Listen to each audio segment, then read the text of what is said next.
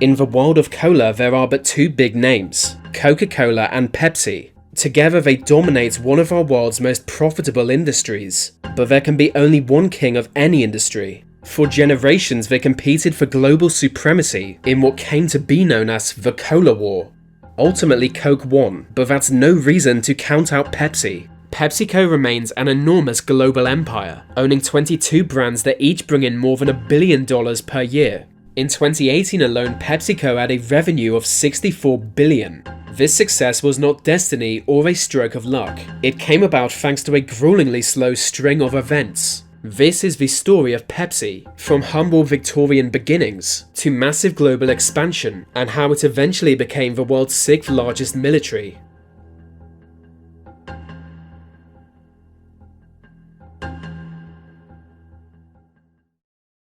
It all began in the year 1886 with a man called John Pemberton. He was a complete charlatan masquerading as a doctor. Working as a pharmacist, he sold all kinds of concoctions that he claims would cure all kinds of ailments. After years of experimenting with cocaine, wine, and caffeine, he developed a soft drink that he called Coca-Cola. 7 years later, another soft drink was invented, also by a pharmacist. Caleb Bradham was a fairly typical pharmacist, but sometimes he would offer customers a refreshing homemade drink. Word of it quickly spread through town, and it came to be known as Brad's drink. Not only did it taste great, Bradham claimed the drink would aid digestion, and before long more people wanted the drink than the actual drugs he sold. So he decided to go all in, but Brad's drink was an awful, terrible, awful name. In 1898 he renamed it Pepsi Cola. Pepsi being the Greek word for digestion, and cola derived from the cola nut, a source of caffeine. It was an instant hit. In 1903 he opened a warehouse and sold almost 8,000 gallons. The next year he sold almost 20,000. By 1907 he was selling 100,000 gallons a year, soon expanding to have hundreds of bottling plants. All was going smoothly, and Caleb Bradham looked set to become one of America's richest men. But then it all fell apart. With the outbreak of World War I, sugar was rationed and prices rose sharply, cutting off a key ingredient of Pepsi Cola. Bradham's company fell even quicker than it rose, going entirely out of business, forcing Bradham to take up pharmacy once more. Pepsi was dead, but the Pepsi name was not forgotten. In 1932, Pepsi was revived by a man called Charles Guff.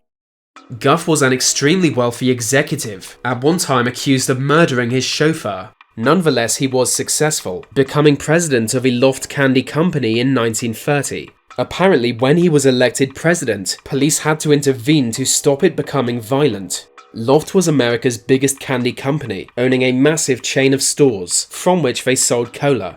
When the Coca-Cola Company refused his demand of a massive discount, he decided to revive Pepsi and sell that instead.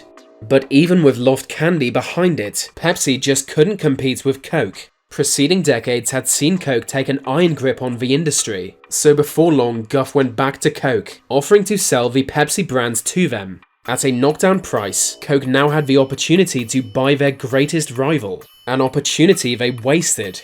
In truth, it was the third time they had been offered a chance to buy Pepsi, but they just didn't see any value in it. 1920s prohibition had pushed the soft drink industry to new heights, and Coke had been at the helm.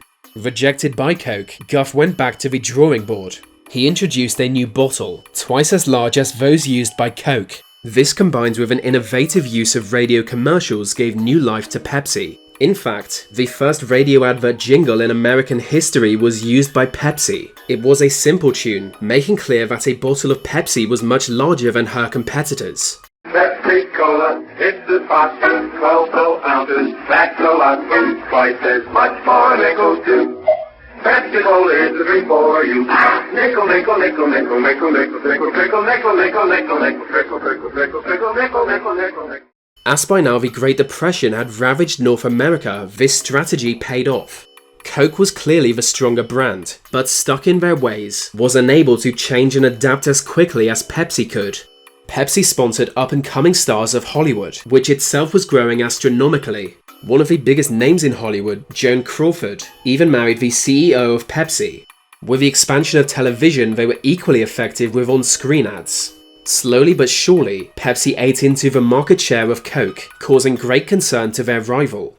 A big part of their strategy was specifically marketing to black people. Recognizing that other corporations largely neglected the black community, Pepsi saw them as an untapped market. The genius of Pepsi going back to the 1940s was to target that market. They employed all kinds of tactics, from hiring all black sales teams to running ad campaigns featuring black scientists. For a corporation to do this in the 1940s and 50s was a big deal, and a big risk, but it paid off. The boost they got from these campaigns helped them surpass Coke in markets like Chicago, and the more Pepsi grew, the more aggressively they dove into advertising campaigns. But when it came to international expansion, they simply couldn't compete. Sure, Pepsi had long had a presence outside of the US, but it was nothing like that of Coke. But then Pepsi conceived of a way to tap into a new market, the Soviet Union. At the time, trade with the Soviets was minuscule. In fact, no capitalist product had ever been legally sold there. But Pepsi was undeterred. By persuading US diplomats to introduce Soviet officials to the drink, they achieved what many thought to be impossible.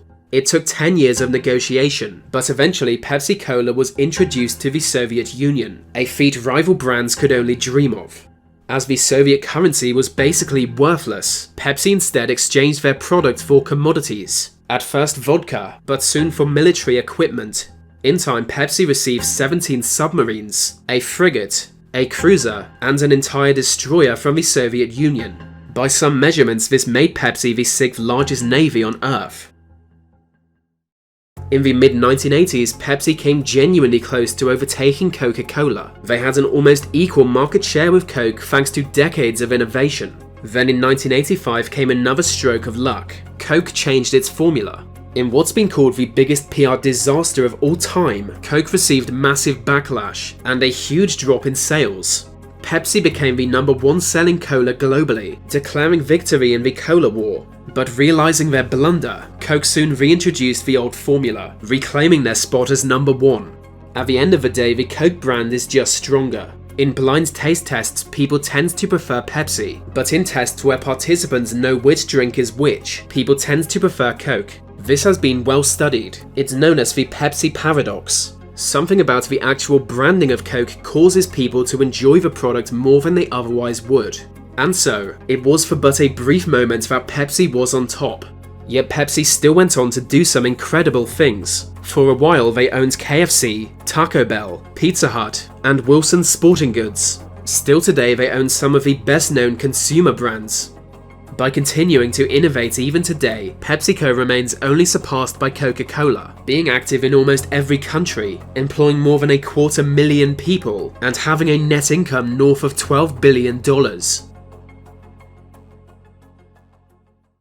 That brings us to the end of this video. For more stories of business empires, subscribe, or follow, or like, or whatever.